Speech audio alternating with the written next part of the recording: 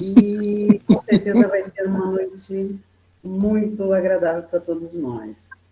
Doutor Ney, a gente geralmente abre com uma prece, o senhor mesmo faz a prece de abertura? Eu posso fazer, posso fazer. Então, vamos nos preparar para essa sintonia. Vamos acalmando interiormente, vamos serenando, vamos respirando na medida em que absorvemos esse fluido cósmico que nos abastece, que nos alimenta, que nos tranquiliza. E vamos assim, com o nosso coração aberto e muito feliz, todos nós felizes, porque o reencontro com Jesus, com os nossos amigos espirituais, é motivo para nós de muita alegria. É o que nós sentimos nesse instante. Agradecendo essa oportunidade, nos aproximando vibratoriamente do nosso amado Mestre Jesus e rogando aos nossos mentores, aos dirigentes do lar, Jesus entre as crianças, que conosco estando com toda certeza, nos conduza mais pertinho de Jesus. E a gente identifica essa aproximação por essa emoção que nos envolve profundamente. E sabemos que através de Jesus nós chegamos mais perto do nosso amado Pai Celeste, nosso Criador, que palpita dentro de cada um de nós, em todas as fibras do nosso organismo e nas frequências maiores do espírito. Irradiamos o que do Pai recebemos como potencial de amor. E assim, unidos todos, profundamente gratos por essa oportunidade, rogando a inspiração e a ajuda, suprindo as nossas deficiências. Nós nos abraçamos todos, companheiros espirituais e companheiros do trabalho com Jesus. Que assim seja.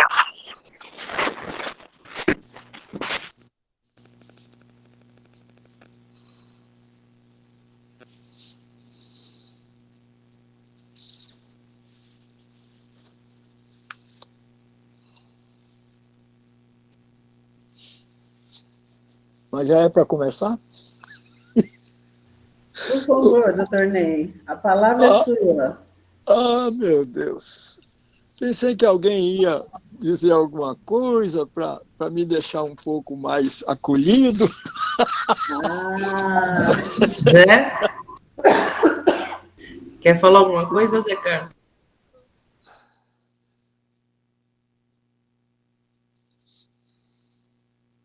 Tornei. Todos os corações aqui estão atentos pelas vibrações que vão vir das suas palavras nesse instante. Sinta-se aconchegado pelos trabalhadores do Lar Jesus entre as Crianças, pelas crianças, pelas famílias das crianças, porque toda vibração que nós somamos chega até na ponta, lá na ponta, que são essas famílias dos assistidos. Sempre chega. Então, que o senhor receba esse carinho, fique à vontade. O tempo é seu. Estamos prontos para te ouvir. Pois não. Muito obrigado pelo convite, pela oportunidade. Isso me é muito grato, sobretudo por essa entidade de um trabalho tão bem elaborado e sustentado durante todo esse tempo, 63 anos. Então, o tema é um tema, eu diria, que nos convida a uma mudança de dinâmica no nosso trabalho dentro das casas espíritas. Eu não quero entrar em tantos detalhes, como que nós chegamos a essa conscientização no momento atual. Então, a vivência do Evangelho nas escolas de doutrina espírita, nas escolas de cursos de espiritismo. Nós sabemos muito bem que o estudo é importantíssimo, porque o conhecimento nos esclarece, o conhecimento nos dá a sustentação, mas a vivência ainda é um desafio. Ainda é um desafio para todos nós, principalmente a vivência do Evangelho de Jesus. Mas todos nós, nesse planeta que chegamos a essa época, e principalmente nós que fomos bafejados pelas luzes trazidas pelo Consolador prometido por Jesus, nós temos instrumentos valorosos atualmente e que podemos ser um agrupamento consistente, unidos como uma corrente muito forte, principalmente pelo amor que nos envolve e pelo conhecimento, sim, da afirmativa de Jesus. Quando ele nos disse que seremos reconhecidos como seus discípulos por muito nos amarmos. Então, essa premissa do nosso amado Mestre Jesus nos conduz a uma mudança na forma de sermos, da nossa convivência nas casas espíritas, nas atividades que nos dedicamos, e não são poucas, das atividades de assistência social às atividades de assistência espiritual, às atividades de estudo. Então, as casas são, sim, verdadeiras escolas de aprendizado. E não raro, algumas e muitas já são mais de 400, assim conheci outro dia, em convívio com nossos irmãos da Aliança Espírita, que já somos as escolas de aprendizes do Evangelho, perto de ou acima de 500 escolas de aprendizes do Evangelho. Não podemos deixar de mencionar que a origem dessas escolas teve início no ano 50. No ano 40, o comandante Edgar Armand recebia a incumbência de coordenar as atividades de 3 casas divididas em São Paulo. E é uma situação muito interessante, como que ele era, sim, comandante, tinha uma função importante, mas conduzindo o seu veículo de transporte e o seu filho, de nome Ismael, que nós o conhecemos, ele sofre um acidente que temporariamente o leva a uma paralisação dos membros inferiores. Isso lhe deu a oportunidade dele se rejubilar dos serviços militares. Vejam só.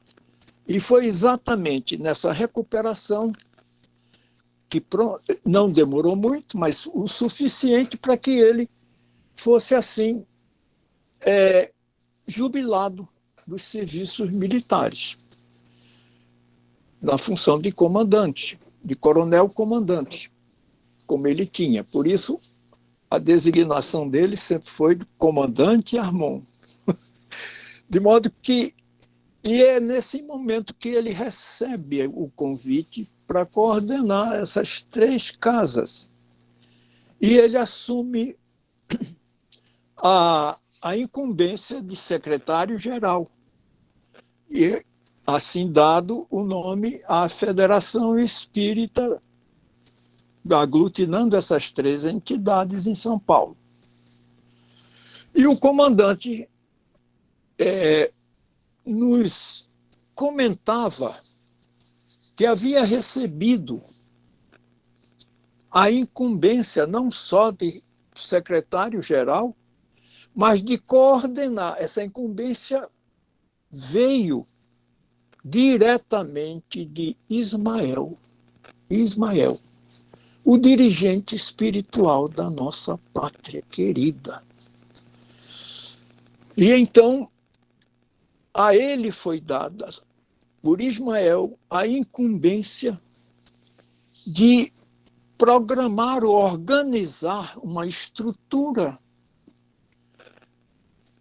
disciplinar que levasse à formação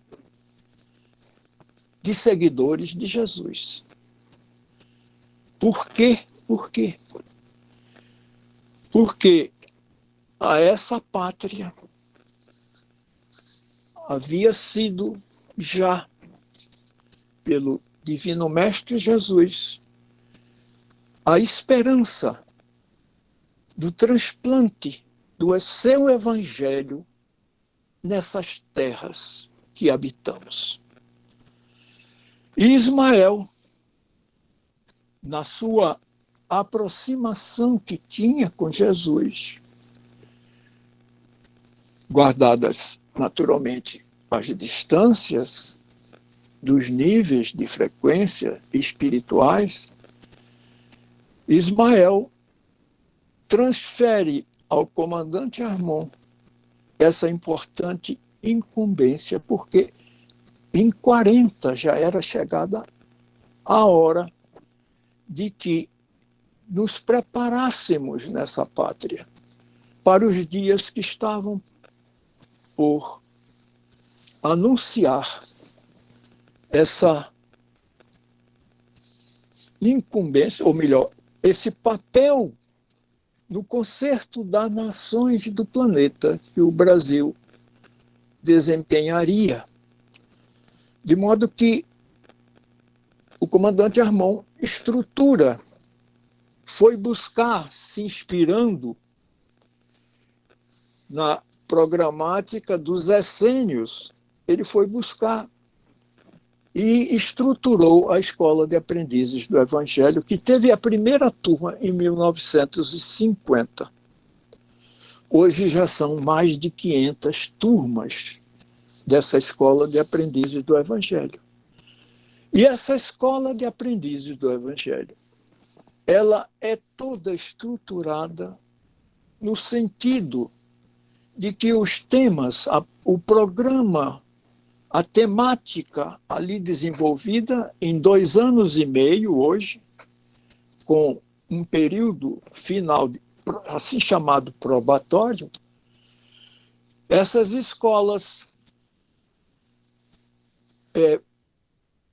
ensinavam e levavam os seus frequentadores a aplicar e a vivenciar o Evangelho de Jesus. E nós tínhamos uma caderneta. Por acaso a caderneta era preta, mas ela não era de assustar. Em que nós colocávamos ali, no primeiro período em que entrávamos como aprendizes, transcorrido um ano, pelo esforço que a gente vinha desenvolvendo, nós ali descrevíamos coisas muito particulares, evidentemente, mas com toda a confiança, porque essas cadernetas iam para as mãos do comandante, e era ele que fazia as anotações. Eu fiz a 7ª turma, iniciando em 1961. E o comandante ali escrevia, e escreveu vários com a sua letrinha, incentivando a prosseguir. Isso me deu um tremendo estímulo. Em quantas vezes eu tinha que colocar ali as minhas debilidades, né? E ele, na sua letrinha, em poucas frases, ele nos estimulava, como a todos os outros, a prosseguir no esforço de renovação. Então, nós estudamos e nós vemos de uma forma ampla, temos um relativo contato com o movimento espírita nacional e internacional, principalmente nos países latinos, não é? Vizinhos nossos aqui, mas a gente vê que nós estamos ainda muito aculturados no sentido do conhecimento. O conhecimento importante esclarece, mas a vivência enriquece. A vivência transforma. E então, essas escolas hoje são, sim, paradigmas. Para mim foi. Eu preciso dizer que eu cheguei em 61, não é? Eu sempre digo, dos Estados Unidos de Pernambuco, aportei aqui a Pauliceia e fui conduzido a Maria Paula, não é? Aquela rua Maria Paula, à sede da federação. E consegui a permissão da dona Lígia Jardim, secretária da 7ª turma. O seu esposo, o doutor Milton Jardim, era o dirigente. Isso era já no mês de abril, a escola tinha começado em maio. Em março. Isso era na primeira semana de abril, a primeira semana que eu aqui cheguei. Eu logo naquele sábado, conduzido pela dona Tirzá, que já estava nessa escola, eu adentrei a 7ª turma. E foi para mim, eu já vinha certamente de um movimento de mocidade espírita em Recife, não é? De grupos de estudo, mas a Escola de Aprendizes do Evangelho é para todos que ingressam e que já vêm, de alguma forma, engajados no movimento espírita, é um divisor de águas. Então, não temos a menor dúvida que a diferença que faz entre uma escola de ensino, de curso básico, de doutrina espírita, e depois um curso como esse que nós temos aí, não é? O curso sistematizado, né, da doutrina espírita, da FEB, mas a gente aí, como é que a gente coloca em prática tudo isso que a gente vai conhecendo, não é? A dificuldade que a gente tem é até de começar num trabalho de identificar o que é que a gente precisa mudar. Então, essa busca da vivência do conhecimento, ela tem uma outra dimensão. Ela tem uma outra dimensão de importância, aliando o estudo determinado, dedicado, mas buscando a praticidade. Aquela praticidade que o nosso codificador indaga na pergunta 919. Lembram todos? Qual o meio prático, olhe só, o mais eficaz para se melhorar nesta vida e resistir ao arrastamento do mal? Essa pergunta é fundamental. É assim o vértice dessa pirâmide construtora de construção de toda a doutrina.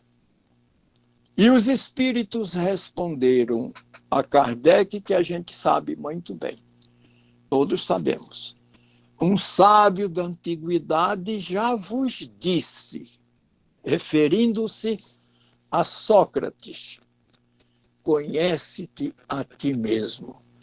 Então, tudo começa nesse esforço de se descobrir, de se conhecer. É um trabalho que demanda realmente um empenho de nós conosco mesmo.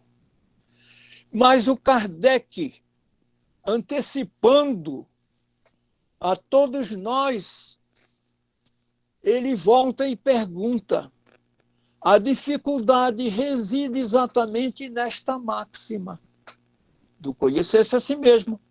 Como atingi-la? E aí a resposta é dada, ela é longa e assinada por Santo Agostinho. Fazei o que eu fazia quando vivia na Terra. Caiu. Vocês estão me ouvindo? Porque sim, estamos ouvindo a câmera do senhor que fechou. Não, é porque entrou aí. Enfim. Voltou. Tá tudo ok, doutor Ney, tudo bem. Ok, ótimo. Então, o Kardec insiste, e assumindo a indagação que todos nós faríamos. A dificuldade reside exatamente nesta máxima de conhecer-se a si mesmo. Como atingi-la? Aí a resposta vem, como disse, assinada por Santo Agostinho, quando ele diz, no seu exemplo, na sua metodologia, fazei o que eu fazia quando vivia na Terra.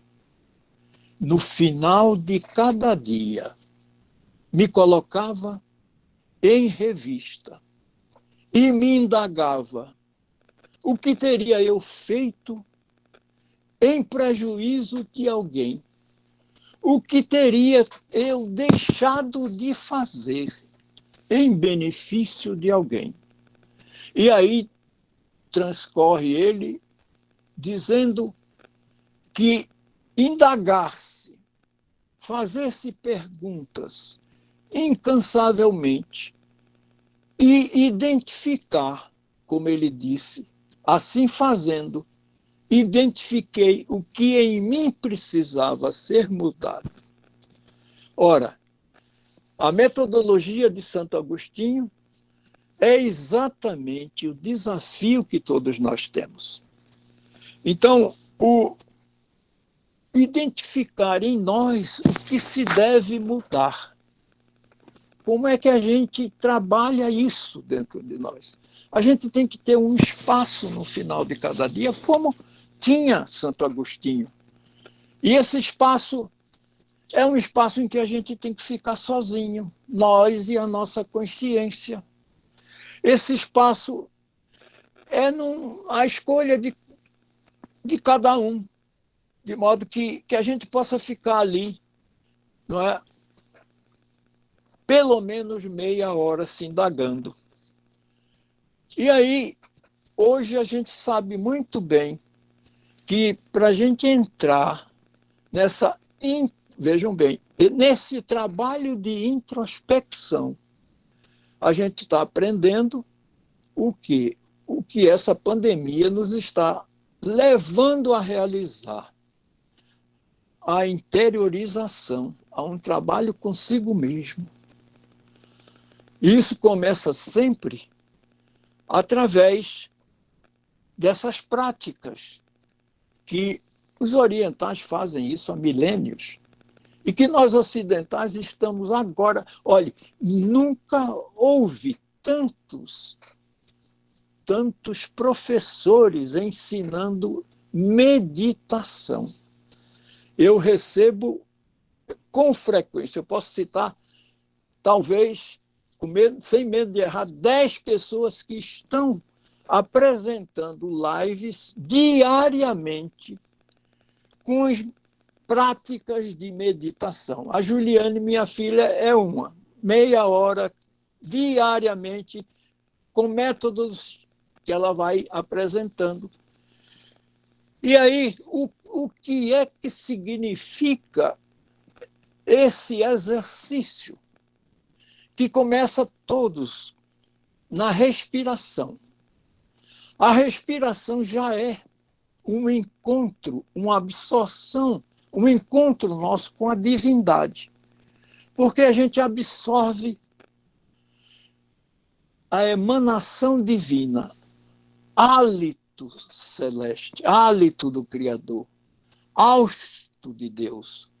Não é? Palavras de Emmanuel e de André Luiz, em vários momentos nos livros Mecanismos da Mediunidade e Evolução em Dois Mundos. Então, agora, o que é importante que a gente já sabe é que essa energia, que a gente está chamando de energia, que é o fluido cósmico, né? Ela vai, pela respiração, ela tem um caminho. Ela chega pelas narinas, ela é absorvida pelas narinas, não é? Vai para a traqueia, os brônquios, os bronquíolos e os alvéolos pulmonares. E é aí, nos alvéolos pulmonares, que há a troca e a irrigação do nosso sangue, todo o nosso sangue. Ele é renovado nesses alvéolos, se enriquecendo do fluido cósmico universal, dessa energia que nos renova, né, que nos mantém vivos. Vejam só, essa doação divina e a corrente sanguínea que vai percorrer, são 5 litros, né, que se movimentam dentro desse nosso organismo. Essa corrente sanguínea, ela vai se distribuir nos trilhões de células. Não há nenhuma célula desse nosso organismo que não seja irrigada por essa energia divina. Então, nos ensina André Luiz que as células, esses trilhões de células, um organismo maravilhoso, coeso, unido, uníssono. O que acontece a um órgão, todos os outros se mobilizam. O que acontece a um grupo de células, todos os outros se mobilizam. Então, é um trabalho lindo, maravilhoso. Tudo isso articulado pelos auxiliares da criação, os chamados arquitetos celestes. Até mencionam também os engenheiros celestes. Olhe que eu já comecei a pensar, não é? A me preparar daqui a milênios, naturalmente, né? Mas, então, vejam só, a nossa corrente sanguínea transmite a energia fluídica que vai abastecer todas as nossas células e, mais do que isso, vai se concentrar em organelas chamadas mitocôndrias, que estão no citoplasma. Então, nós temos corpúsculos, as mitocôndrias, que são condensações do fluido universal. Agora, imaginemos que tudo isso está relacionado a nível molecular. A relação é molecular com o nosso perispírito. Esse corpo que é formado exatamente de fluido cósmico, individualizado, em torno de um núcleo de inteligência que é o espírito. Então, o nosso corpo espiritual, o perispírito, na nomenclatura de Kardec, ele tem essa relação íntima, mas muito íntima, com o nosso organismo, a nível molecular, muito mais profundo do que nível celular. Imaginemos as células, então. Então, nós somos um santuário divino em movimento dentro de nós, se articulando para preservar a nossa saúde, a nossa existência. Vejamos que coisa divina, maravilhosa. Então, trabalhar com isso. Agora, o importante disso é que esse corpo espiritual, ele é sensível aos nossos pensamentos. Olha, aí já começamos a assumir um comprometimento com a nossa saúde, na vigilância dos nossos pensamentos. E os pensamentos, eles não estão sozinhos, eles estão muito aliados às nossas emoções. Não é? De modo que, e mais do que isso, nós somos coautores menores agindo nesse universo de Deus através do nosso pensamento. Nós estamos ligados a esse universo pelo nosso pensamento. Por um poder oculto, nos diz o poeta inglês místico Francis Thompson. Por um poder oculto, estamos todos interligados nesse universo, nesse macrocosmo. E tão interligados estamos que não podemos tocar uma flor sem incomodar uma estrela. Olhem a proporção, esse poeta, ele alcançou assim uma dimensão. Então, nós somos co-criadores desse universo. Nós temos dentro de nós esse potencial. Quem nos deu isso? A sabedoria maior, a inteligência suprema. Ora, meus amigos, quando a gente pensa nisso, nós não podemos titubear em desenvolver um esforço de melhorarmos-nos, de realizar as mudanças necessárias, que não é trabalho para uma só existência. É um trabalho para muitas existências. E quantos de nós não estamos vindo de outras jornadas em que titubeamos exatamente nessa busca de renovação, não é? Então, rogamos, fomos assistidos, assessorados, chegamos até a conseguir uma entrevista no Ministério da Reencarnação para finalizar o nosso programa existencial. E então chegamos lá, como nos conta os livros psicografados por Chico Xavier, chegamos cheios de entusiasmo depois de passarmos por um período de preparação em que revisamos existências anteriores, selecionamos aquilo que em nós seria as prioridades para a existência que projetamos seguir, como é essa que estamos vivendo agora, que foi certamente projetada, planejada. Mas nós planejamos com assessoria de conselheiros sábios. Tivemos a orientação, escolhemos a época para que pudéssemos estabelecer os reencontros.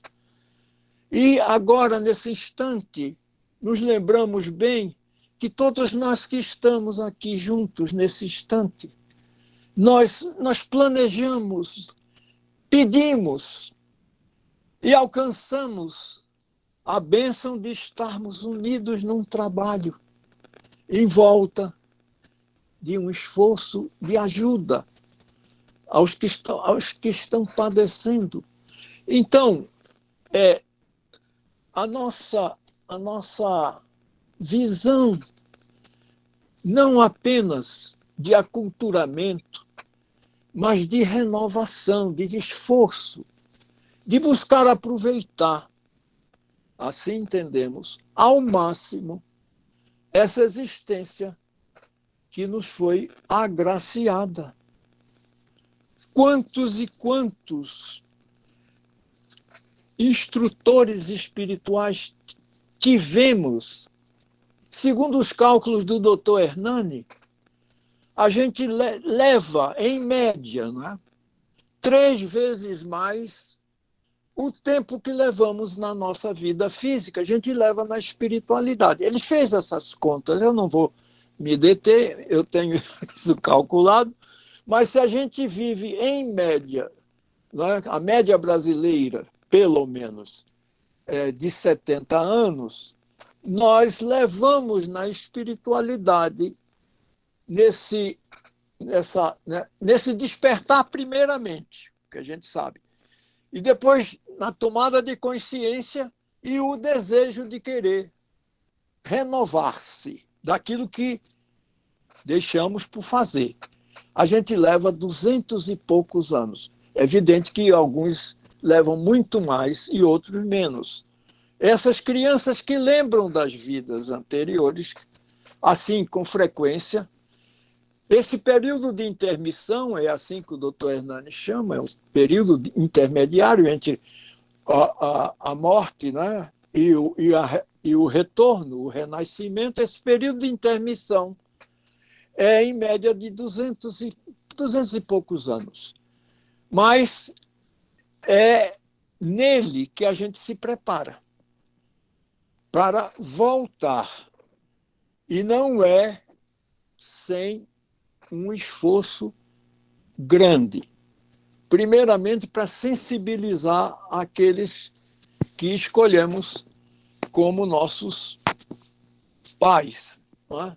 Mas, enfim, aqui estamos nós, e aí a gente tem, nessa visão de importância da nossa existência, um comprometimento muito maior nessa visão que temos conosco mesmo, com a nossa saúde. De modo que, mas eu quero dar continuidade, mas conduzindo, eu não sei, a gente tem o quê? Quanto tempo? Quanto tempo? Porque eu tenho aqui um exemplo muito interessante para o nosso estudo, mas o fato é o seguinte,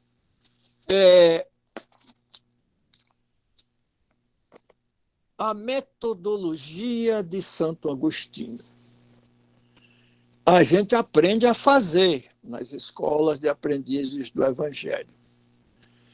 Mas também o empenho e o esforço daqueles que passaram pelo estágio de aprendizes do Evangelho, servidores, e depois de 2 anos e meio, por aquilo que anotaram e passaram por um exame espiritual, temos acesso à fraternidade dos discípulos de Jesus. Isso foi vislumbrado pelo comandante Armon.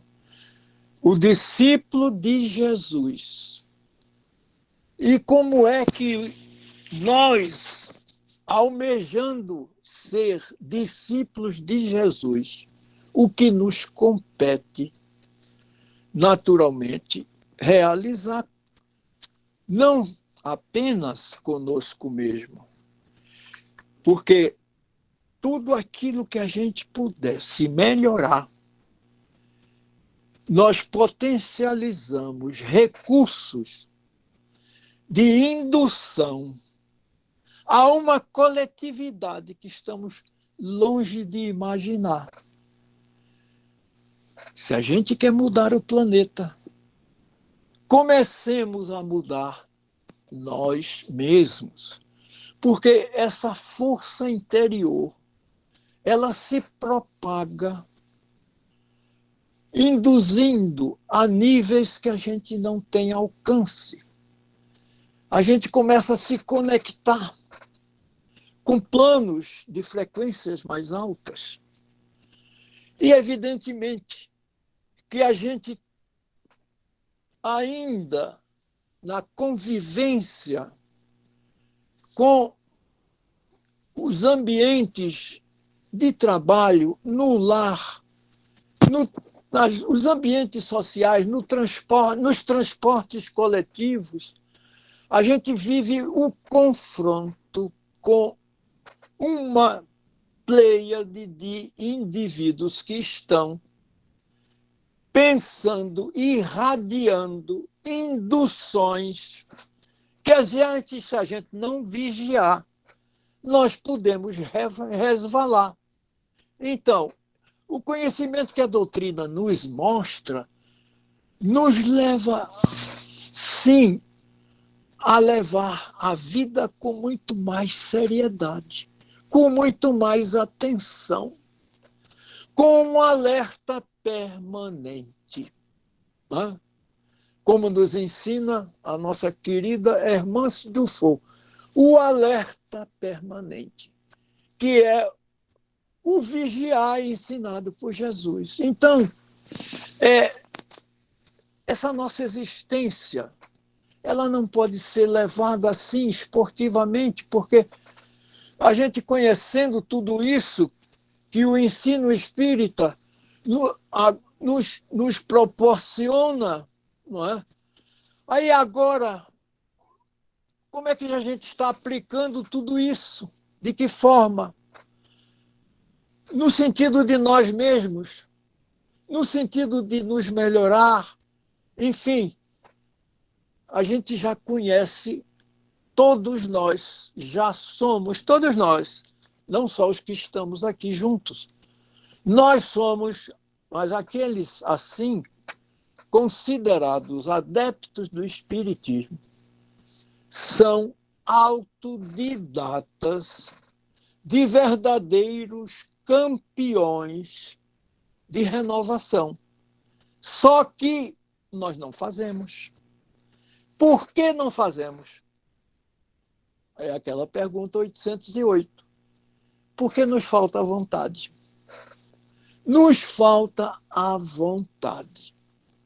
Então, essa vontade que se traduz por determinação, por esforço, por trabalho consigo mesmo. Então, fortalecimento da nossa vontade. Não é? A gente pode fortalecer a nossa vontade. Nós temos métodos de autossugestão.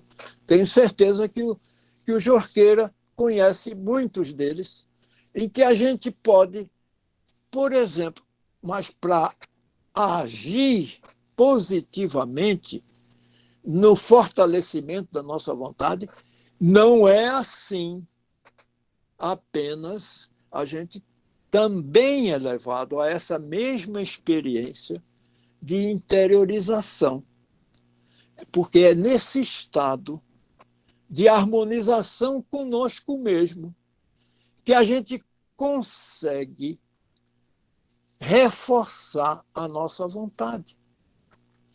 E através de afirmações, dizer para nós mesmos. Do mesmo jeito que quando a gente tiver assim, de um momento intempestivo, essa conversa, esse diálogo conosco mesmo. Para, pensa, calma, tenha paciência com você mesmo. Essa conversa conosco mesmo, nós precisamos também exercitar. Você está no trânsito, né? Esse trânsito é caótico muitas vezes. Calma, serena, dentro de você. Tem paciência, isso vai passar. Então, isso já é uma conversa conosco mesmo, nas raízes do nosso inconsciente.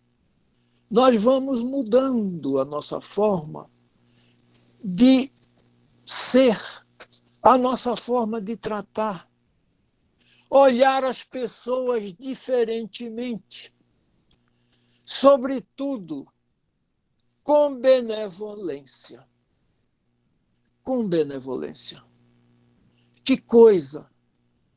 Olhar com entendimento, olhar com educação, com generosidade.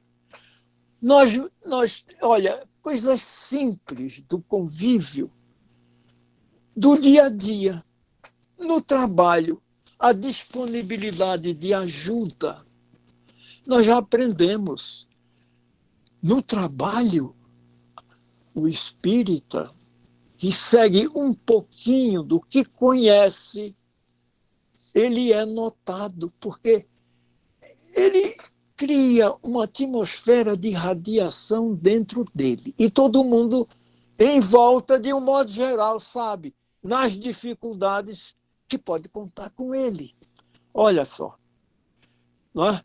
Isso é uma realidade.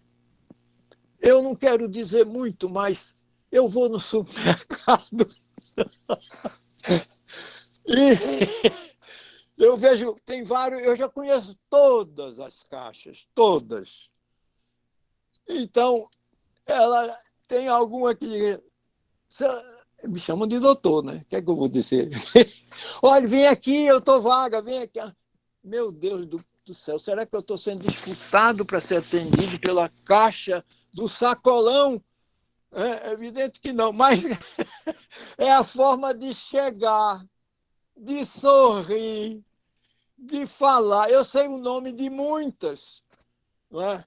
Então, essa forma de ser, essa forma de sermos, faz a diferença. Mas eu quero depois de tudo isso, não há dúvida que a gente tem os meios do silêncio interior. Primeiro a gente tem que definir, escolher e realizar esse horário nosso de conversa, de introspecção conosco mesmo. Fora disso, não adianta ter cursos. Não é só cursos de doutrina espírita, mas cursos de complementação, cursos culturais de qualquer nível, de qualquer disciplina, não é? Se a gente não introjetar isso nesses momentos de interiorização. São esses momentos que a gente conversa com Deus. A gente sente, nesses instantes, que nós estamos mais próximos dessa força que nos alimenta. Então, e é exatamente nesta hora, como fazia Santo Agostinho, que a gente vai trazer em revista o que é que se passou durante o dia. E precisamente aqueles momentos que reagimos com grosseria. Aqueles momentos que respondemos a alguém que nos tratou mal. Ora, então, nós estamos em contato e sendo solicitados a desafios diariamente. E durante a noite é o momento, nesse reencontro conosco mesmo, da gente abordar esses instantes e reforçar os nossos propósitos. Não é? Reforçar os nossos propósitos. Então, eu nesse livro que eu comentei, tem a história muito interessante que eu vou terminar com ela. Essa história, ela mostra 7 passos naturais que todos nós passamos por eles. Por exemplo, um médico, é a história de um médico que, formado em todos os paradigmas da medicina tradicional, sabemos muito bem que as escolas de medicina agora já começam a tratar de um tema que já faz parte dos congressos médicos, que é o tema espiritualidade. Mas os paradigmas da medicina tradicional são todos eles na visão pragmática, na visão materialista, em que a medicação é o grande poder dos médicos. A farmacologia proporciona. E esse médico, por acaso deram o nome dele de Sam. Esse livro é americano, traduzido. Esse médico, ele era, assim, um indivíduo muito bem sucedido com seus 45 anos, vejam só. Normalmente, um médico se forma com seus... são 6 anos, se forma com seus 25, depois tem mais 2 anos de residência. Então, ele já tinha pelo menos uns 10 a 15 anos de medicina trabalhando na sua especialidade. E ele, de repente, se vê acometido de câncer. Se vê acometido de câncer. Lógico que ele buscou as especialidades. O comentário não fala de que tipo de câncer foi o câncer que ele foi acometido, mas imaginemos, o médico tem esse ar de poder.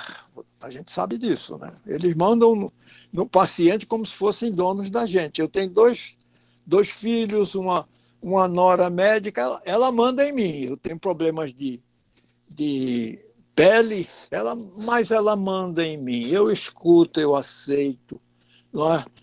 Mas estou fazendo também minhas mentalizações.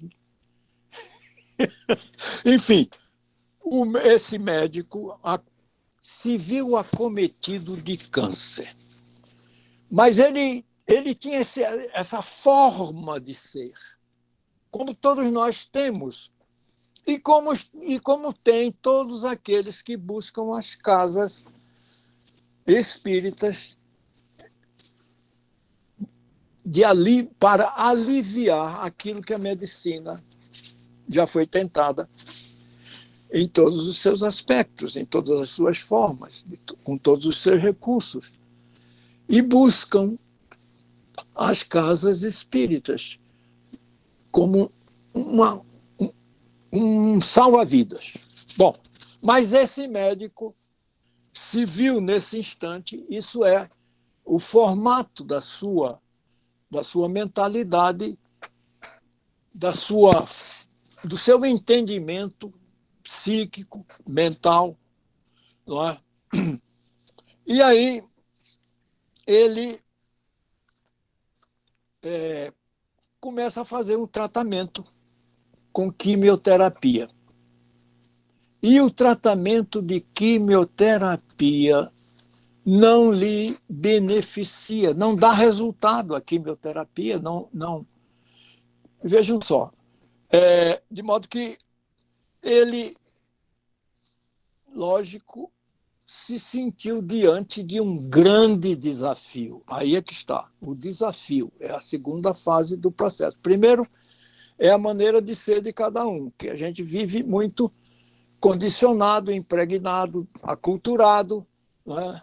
Nós somos fruto de tudo isso. Nós temos uma mentalidade. A mentalidade é a nossa forma de ser. Então, diante da enfermidade, diante da doença,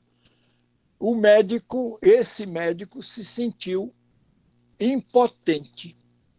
E aí ele começa a enfrentar a dificuldade que o próprio recurso da medicina não lhe dava resposta. Então, ele teve um confronto, um desafio interior. O que fazer?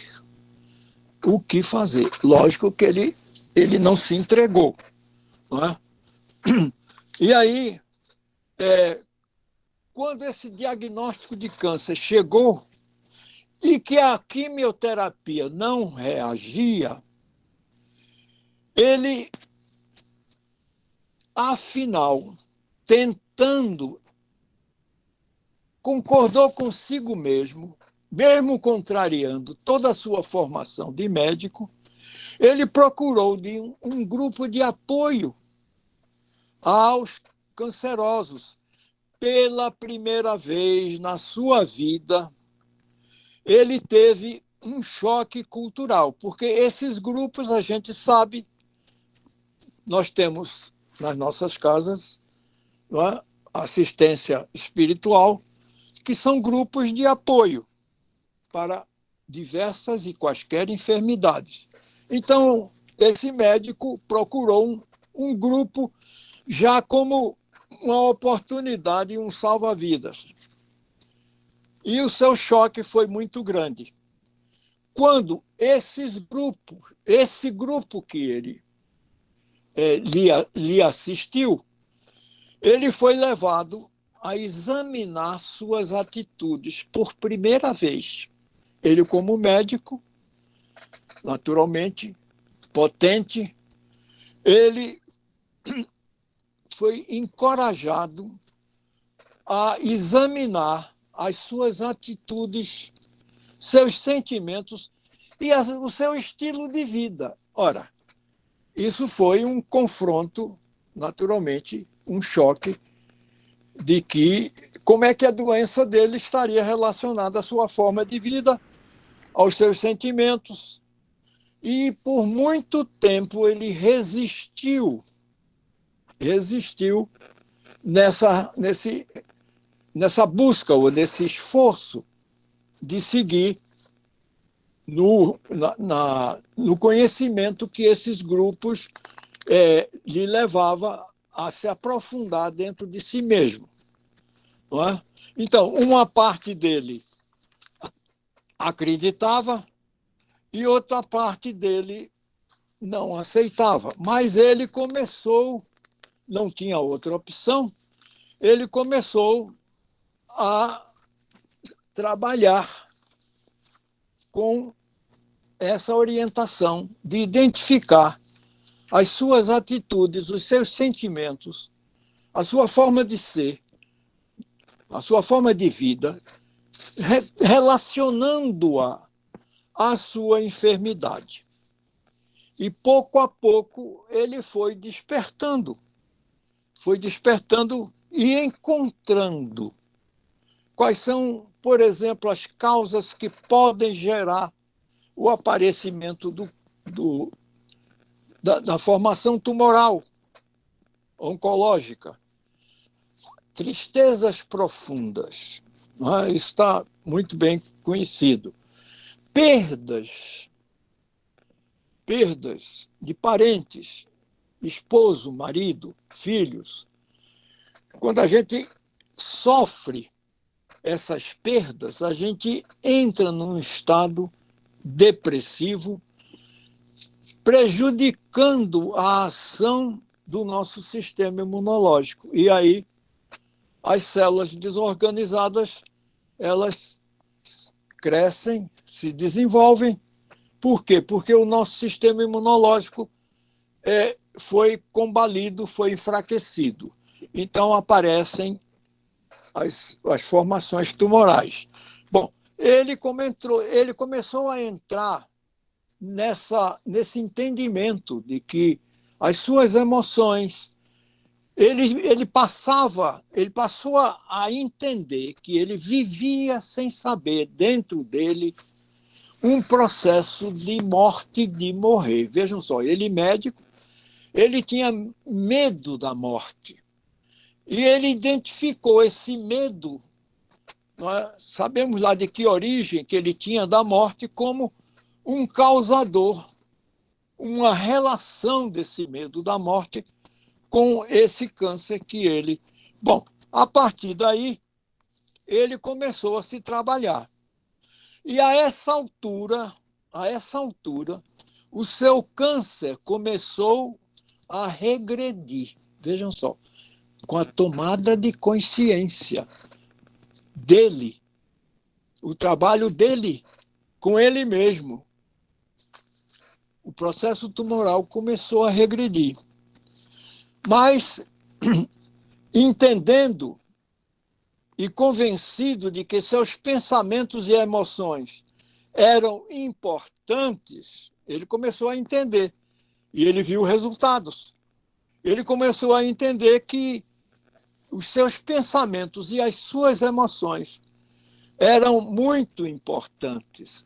Então ele entrou numa fase de comprometimento ou compromisso, agora sim, ele se esforçando, não é?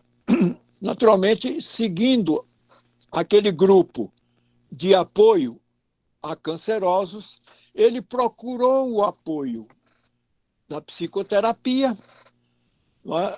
E ele começou, sim, agora, saindo daquele estado inicial de prepotência, de dono, não é isso?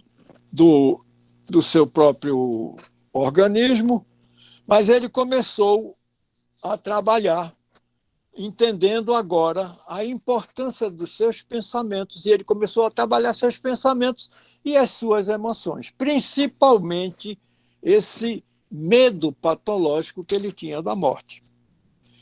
E começou a perguntar a si mesmo, olha só, o processo do autoconhecimento. Começou a perguntar a si mesmo o que teria ele causado para assim, a instalação do câncer. Vejam só, o processo o impulsionou a levar a uma fase de compromisso com a sua mudança. Compromisso com a sua mudança. Não é? Mas ele ainda se via assediado pelo medo da morte. Aquele medo que ele não superava.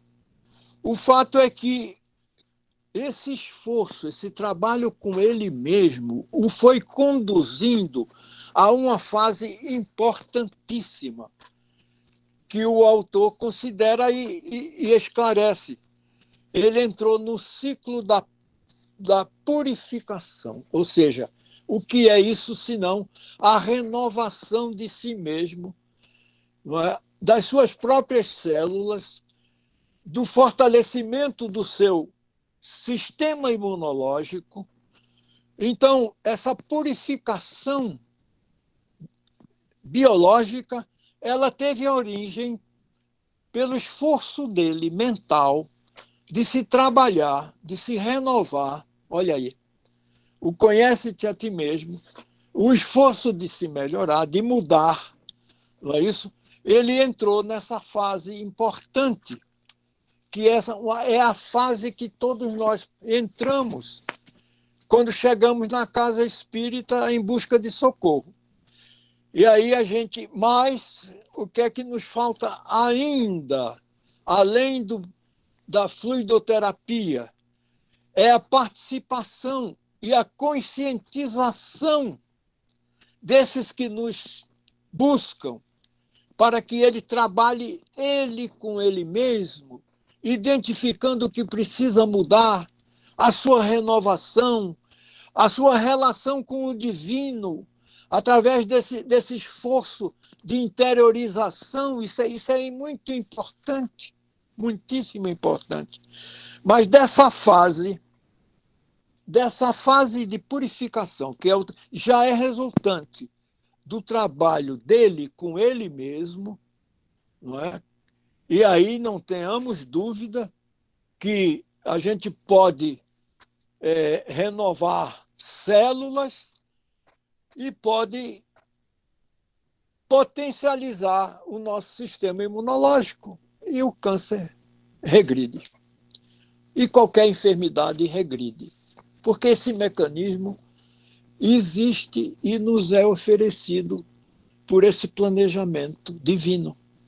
Mas o fato é que ele teve a oportunidade, vejam que interessante, de conhecer um índio americano que visitava, que atendia as pessoas numa cabana. E nessa busca, ele foi conduzido. Olha, nós somos conduzidos, quantos de nós somos conduzidos aos trabalhos de assistência espiritual dos centros? Alguém nos diz, olha, vai àquele centro que eles têm a fluidoterapia, você vai melhorar. Assim ele chegou, alguém disse para ele, vai conhecer esse índio. Ele foi lá na cabana do índio. E o índio, logicamente, com seu potencial mediúnico, ele faz um tratamento que certamente é um tratamento fluidoterápico, espiritual, um tratamento espiritual. E ele passa por uma experiência profunda. Aí ele passa para a última e a mais importante fase, a entrega profunda. Ele já não tem mais dúvida. Ele já trabalhou, já melhorou, mas agora ele é atuante. Ele é, diríamos, a pessoa que tomou consciência do seu papel existencial e agora ele realiza na sua existência uma mudança completa dos seus antigos costumes, hábitos, e aí ele atinge essa sétima e última fase do processo, que é o próprio processo de renovação, e que a doença, a enfermidade, é uma oportunidade abençoada que a gente tem para retomar, renovar-se e, afinal, prosseguir na nossa existência de forma vitoriosa. Meus amigos, eu acho que eu me demorei, me desculpem, mas a gente começa a seguir esses assuntos que tanto nos agradam, tanto nos empolgam. Nós estamos esse trabalho lindo das quintas-feiras às 21 horas, de vibrações pela saúde das pessoas. A gente que está participando, eu sou testemunho, a emoção suave, a entrega é uma coisa reconfortante. E depois, como o Jorqueira nos conduz, ele sempre reserva o finalzinho para o autoauxílio, né, Jorqueira? De modo que esse trabalho, quantas pessoas, se a gente pudesse fazer uma pesquisa dessas pessoas que deram seus nomes, endereços e suas patologias, o resultado delas, a gente pode ter alguns que os trouxe, né, pode ter indicações. Mas se a gente pudesse ter essa aproximação ou um instrumento, não é, Jorqueira, de que, além deles serem beneficiados, dando seu nome na lista, não é, das vibrações, eles pudessem se trabalhar com eles mesmos, pudessem identificar o que precisam mudar dentro de si. Não é? Nós estaríamos completando esses ciclos, esses 7 passos da renovação e da cura, não é mesmo? De modo que eu acho que os trabalhos de assistência espiritual que eu fui uma das vezes e fui beneficiado pelo grupo ali na maca, vinha fazendo isso, mas essa restrição causada pela pandemia presencialmente, mas logo essas pessoas poderão ter esse contato, não é? Pessoal. Sim. Antes de passar aqui para a Ieda e pedir, primeiro, muito obrigado por todas as palavras do senhor.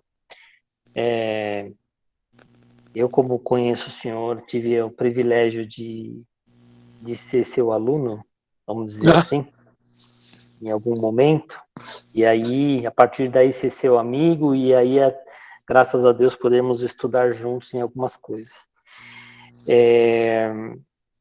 Eu gostaria de trazer para o senhor, doutor Ney, que essa participação, esse envolvimento do assistido na sua libertação e na sua autocura, isso é promovido, viu, doutor Ney? Isso é promovido.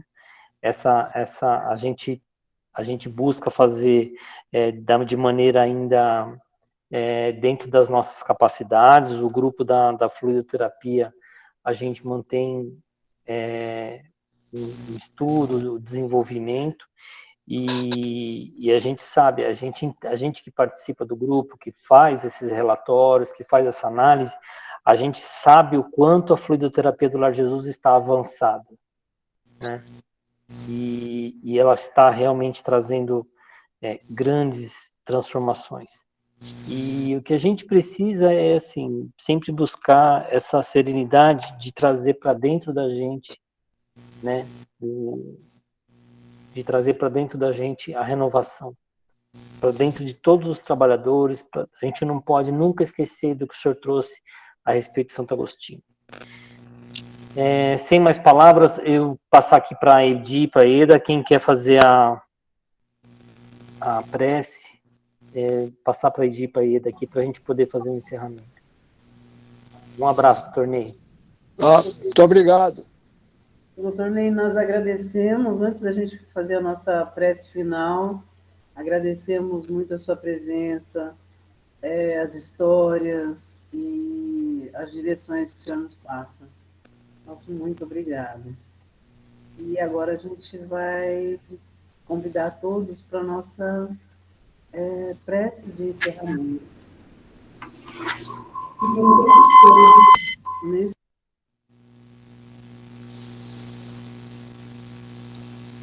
As duas mutaram, desculpa. As duas estão mutadas. Opa. Então, mais uma vez, elevando os nossos pensamentos até o Mestre Jesus, agradecendo a espiritualidade maior que nos vem conduzindo sempre e através da reunião dessa noite, purificou as nossas águas, nos levou à energização como um passe, ajudou a cada um de nós na limpeza dos nossos lares e dos miasmas que nós mesmos produzimos e que permitimos que se instalem em nossos lares. Agradecemos, Mestre Jesus, por poder participar dessa doutrina maravilhosa, que nos consola, que nos ensina e que nos traz amigos para perto dos nossos corações. Mestre, o nosso muito obrigado por mais essa reunião e que possamos seguir juntos nesta caminhada com uma evolução rumo a Ti, Senhor Jesus. Seja conosco, Senhor, sempre.